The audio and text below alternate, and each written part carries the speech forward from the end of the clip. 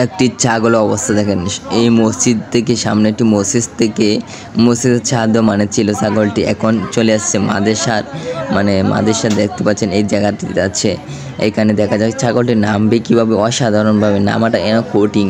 ছাগলটি যে লাফ দিয়ে পাও ভেঙে যাবে বা ট্যাং ভেঙে যাবে, কিন্তু এখন ছাগলটি নামার জন্য অনেক চেষ্টা করছে কিন্তু ছাগলটি নামতে পারছে না। আচ্ছা, আমরা দেখব ছাগলটি কীভাবে নামে, সেটি আমরা দেখব।